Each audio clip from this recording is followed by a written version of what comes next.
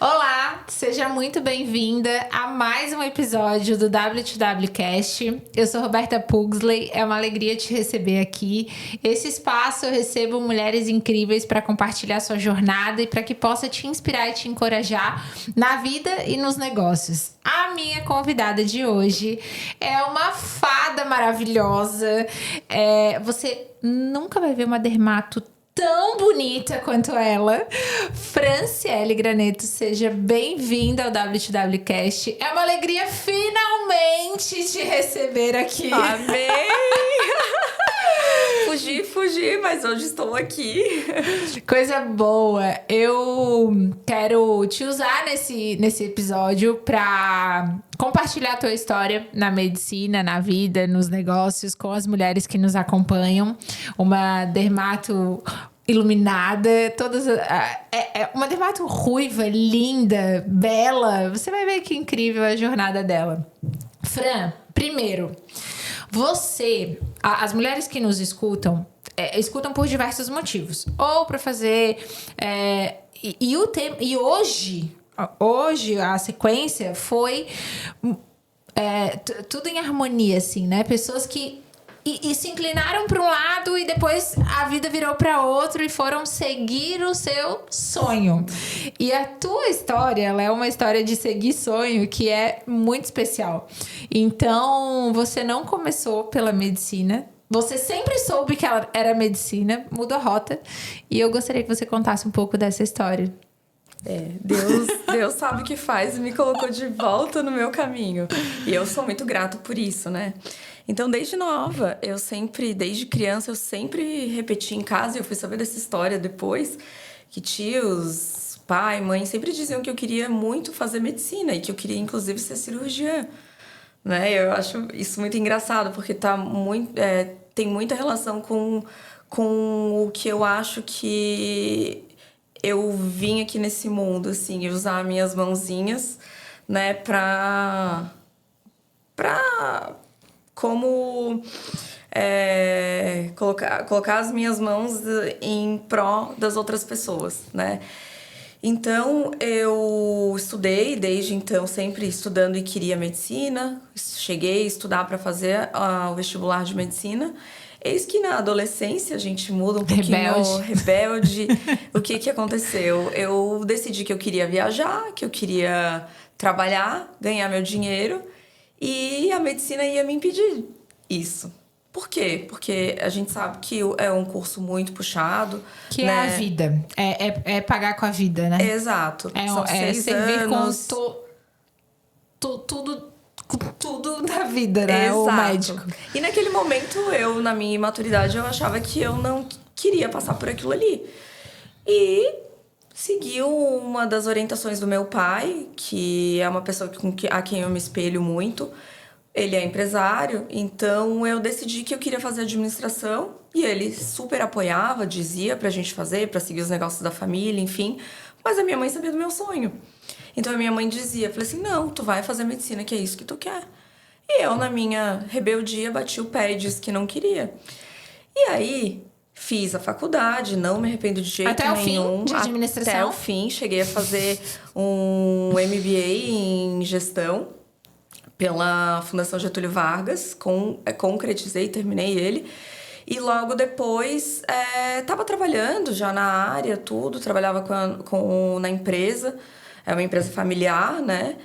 Meu irmão também trabalhava junto, e aí, eis que a gente teve um acidente bem grave na família, né? Com um ex-namorado meu, e aquilo ali me trouxe de volta.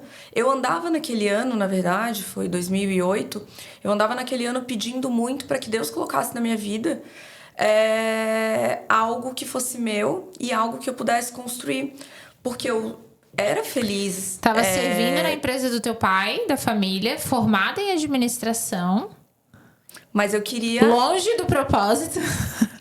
Mas eu queria construir algo meu. E eu lembro que no dia do trabalho, até nesse ano, eu tive uma crise de choro bem grande, assim, e pedi realmente com força aquilo. Ok, aí passou, enfim, tava sempre mentalizando, né, buscando algo.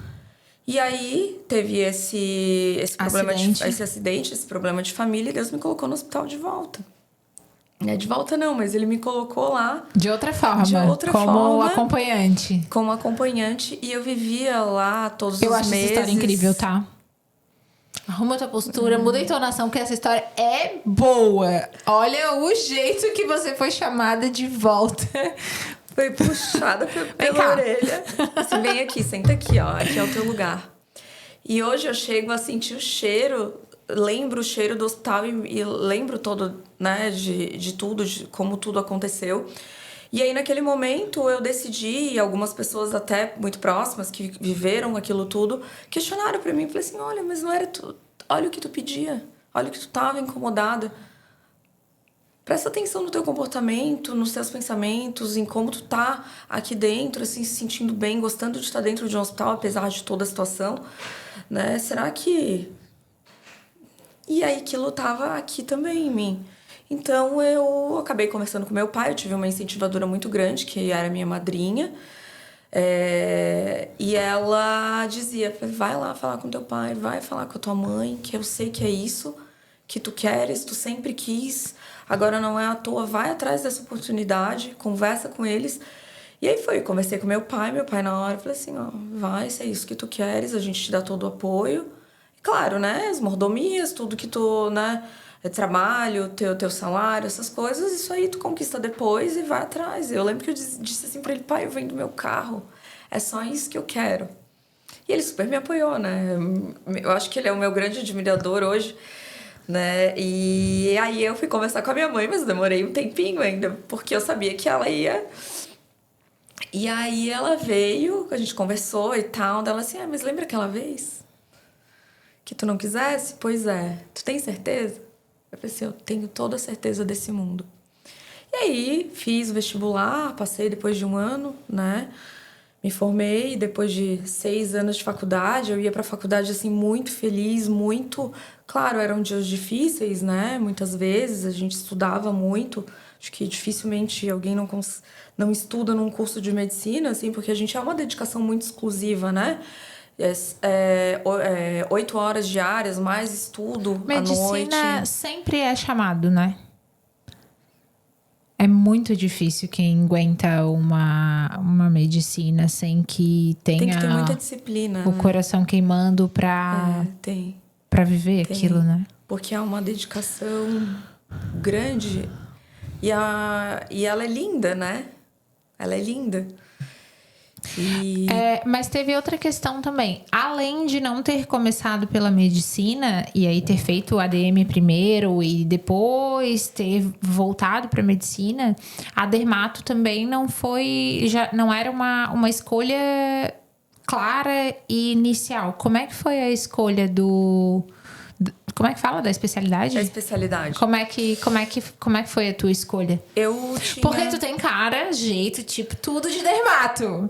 Mas não era claro, né? Pelo que eu conheço da história, tipo, tiveram outras opções. Como que foi essa escolha? Eu sempre admirei a especialidade, assim como eu admiro muito a cirurgia plástica, né? E uma das minhas primeiras possibilidades era, sim, a cirurgia plástica. Acho que durante toda a faculdade, mas eu sempre gostei muito da dermatologia por conta da minha história com os cuidados de pele, né?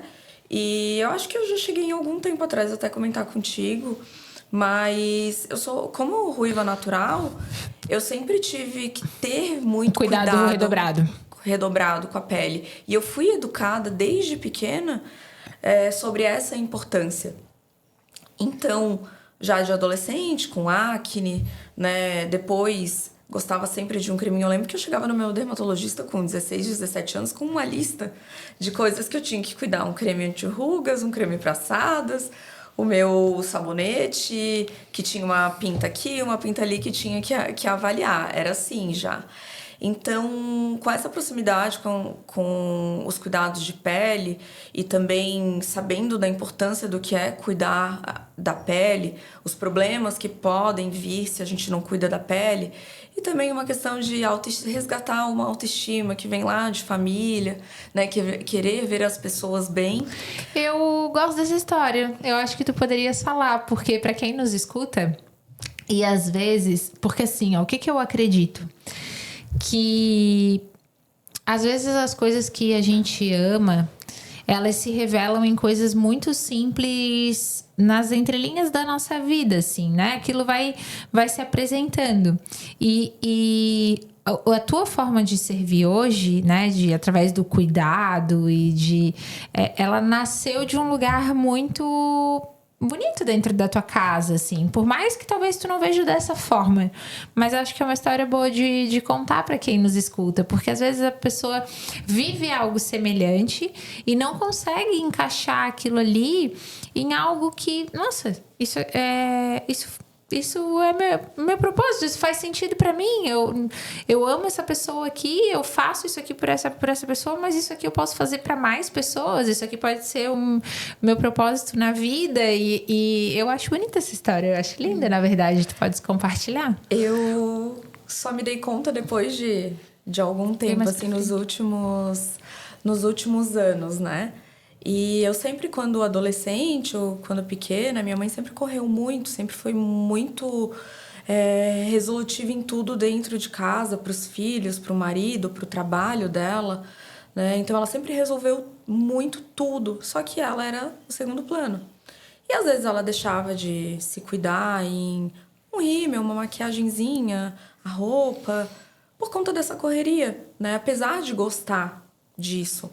Mas ela era o segundo plano sempre. E eu via o quanto ela deixava de fazer isso por ela e eu sofria com isso. E hoje eu entendo que era um sofrimento que eu tinha. E eu tentava tirar ela daquilo ali, eu tentava resgatar ela. Eu falei assim, mãe, usa um creme, passa um rímel, coloca um brinco, passa um blushzinho. Eu tinha 15 anos. Né? E era eu, como filha, tentando ensinar ela.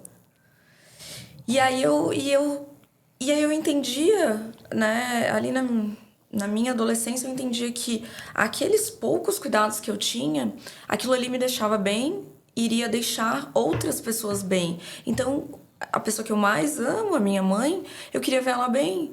Então, eu falei assim, mãe, faz isso, mãe, faz aquilo, faz esse cuidado. Né? E ela me ensinou quando eu era criança. Ela falou assim, eu vou fazer uma máscara no cabelo de abacate com ovo e creme. Vem aqui fazer junto comigo. E isso foi se perdendo nela e eu mantive isso. Então, o que eu quis é mostrar pra ela o quanto ela era bonita, o quanto ela tinha que se gostar através desses pequenos cuidados.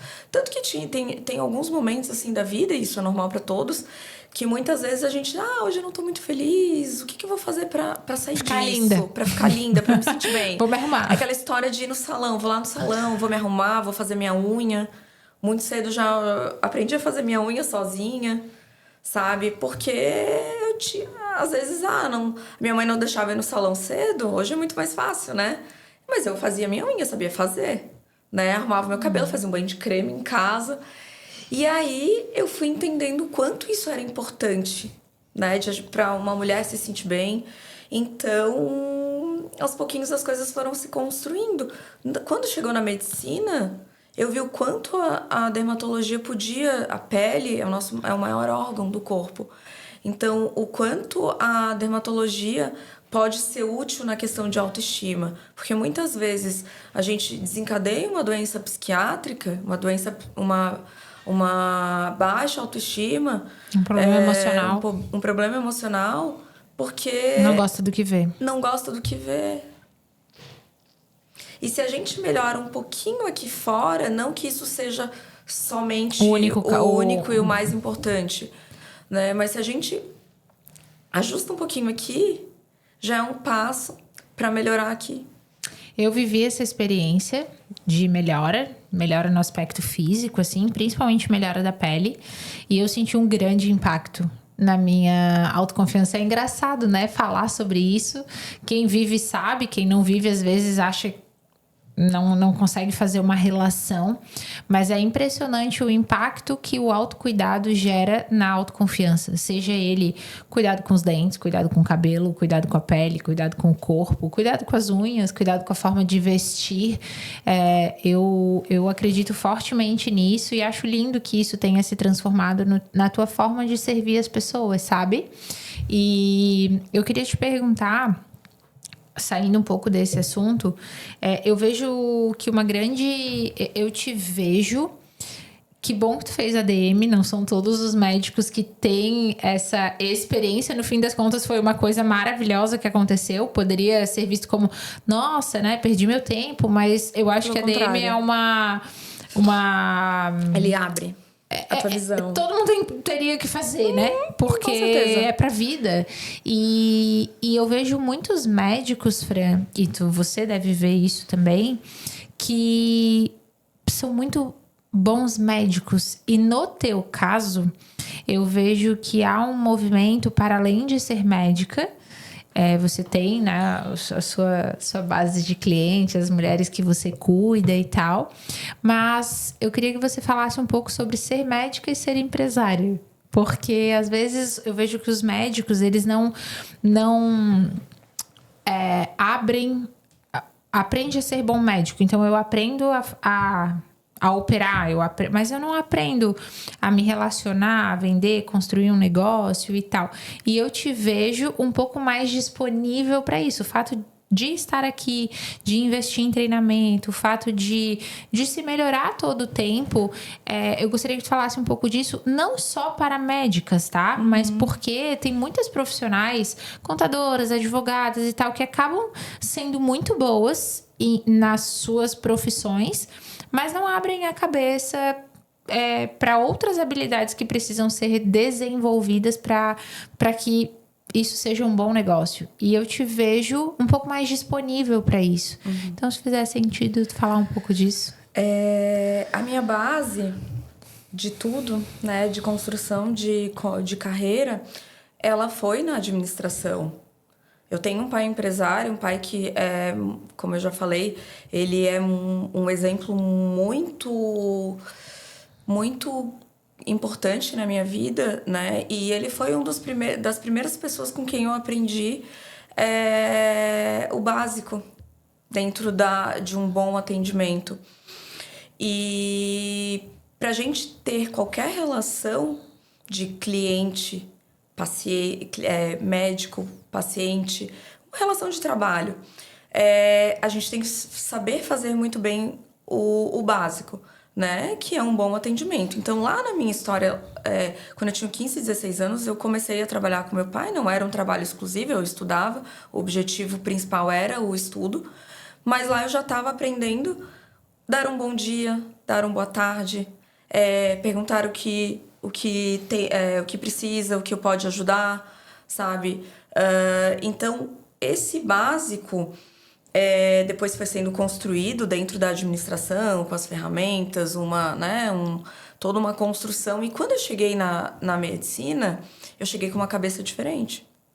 Então, a gente, como um profissional liberal, como geralmente é o médico, a gente aprende a fazer muito bem o que nos é ensinado na faculdade. Mas o que não é ensinado ali, ele beira ao errado. Porque, claro, a gente tem Como é que eu vou vender uma coisa A gente tem um código de ética que precisa existir, né? Mas muitas vezes a gente até acaba interpretando ele de uma forma errônea e nos tolhindo de prestar um serviço ao nosso paciente, olhar o nosso paciente não como um paciente, e sim como um cliente. Porque ele é um cliente. Nesse momento, ele está sentado na minha frente como um paciente, mas eu tenho que ter todo um acolhimento de pré-atendimento, de atendimento, de pós-atendimento, que no fundo não deixa de ser uma venda. A gente é difícil usar essa palavra, mas eu estou prestando um serviço. Então, esse serviço precisa ser muito bem prestado.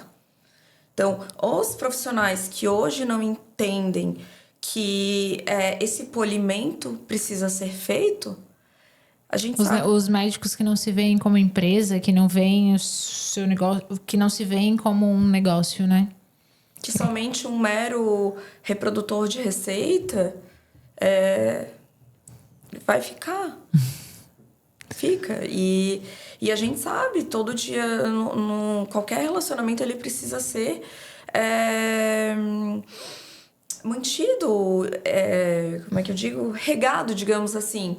E se a gente não mantém uma boa relação com o nosso cliente, com o nosso paciente, sabe? O básico bem feito.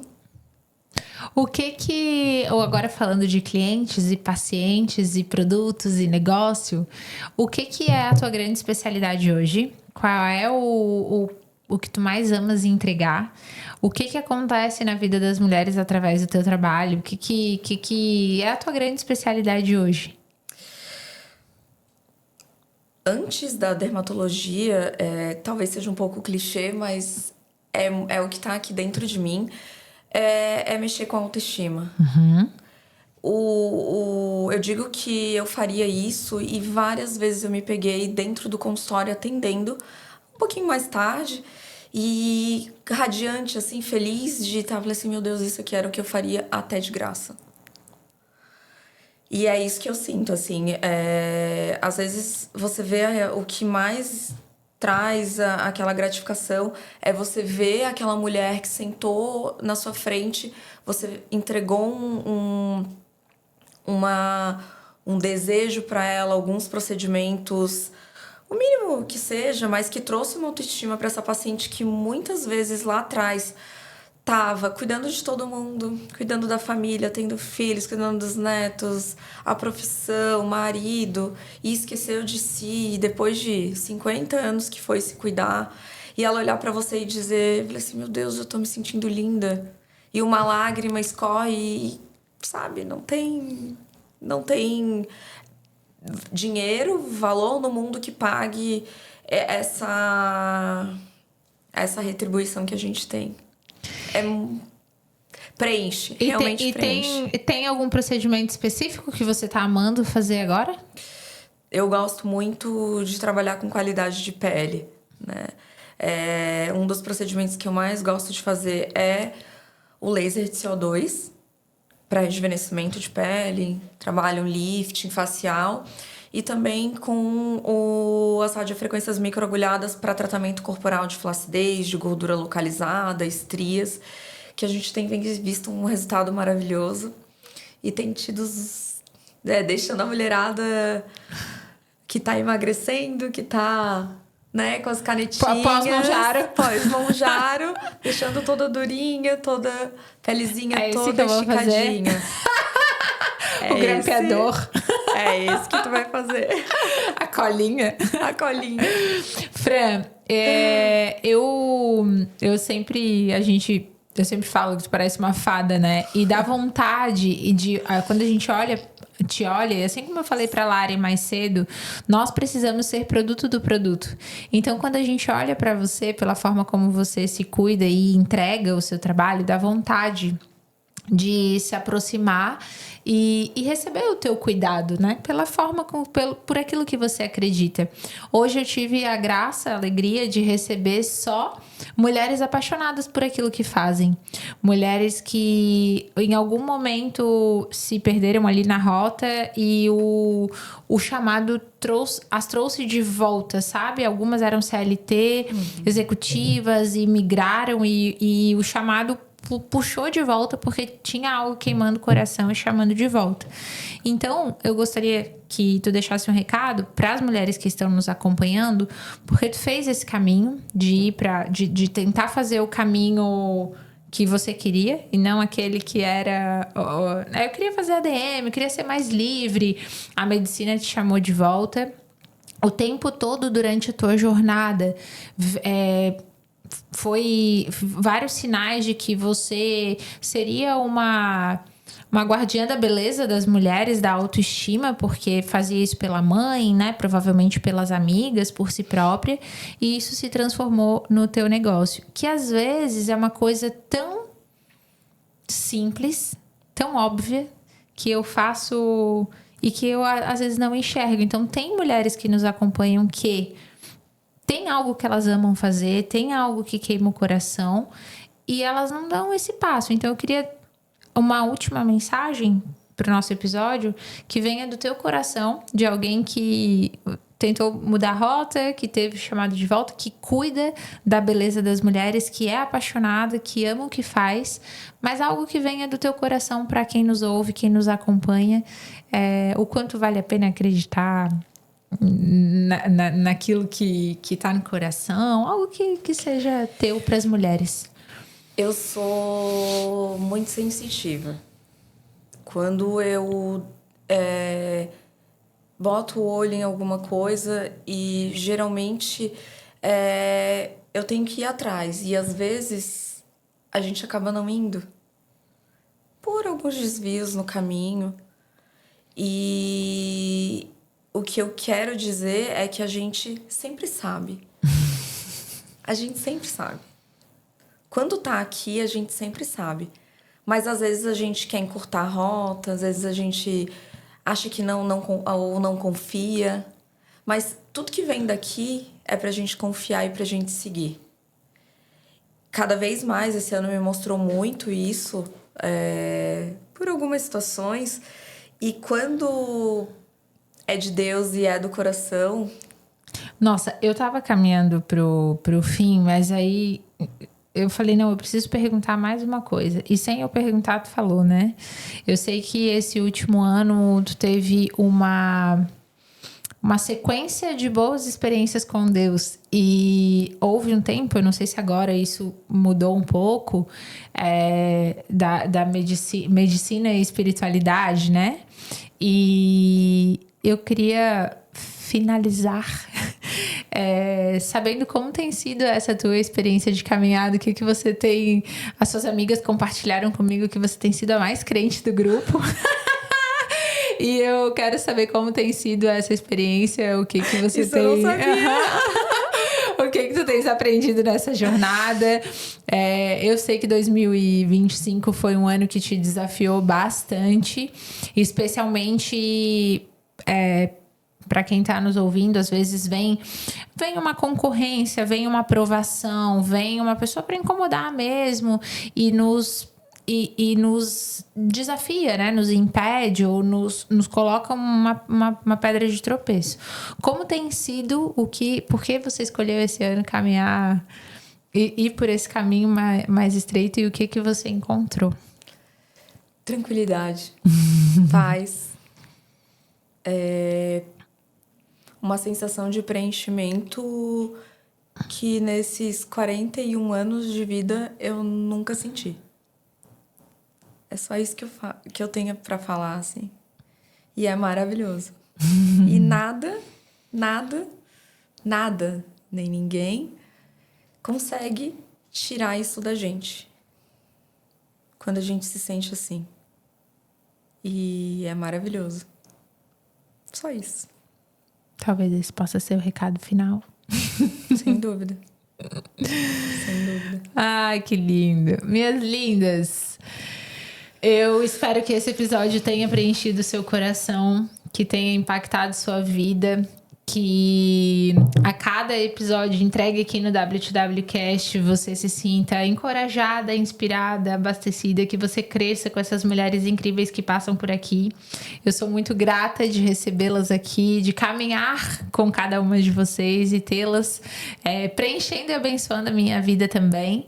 Então, obrigada pela sua presença aqui também. Obrigada, Fran.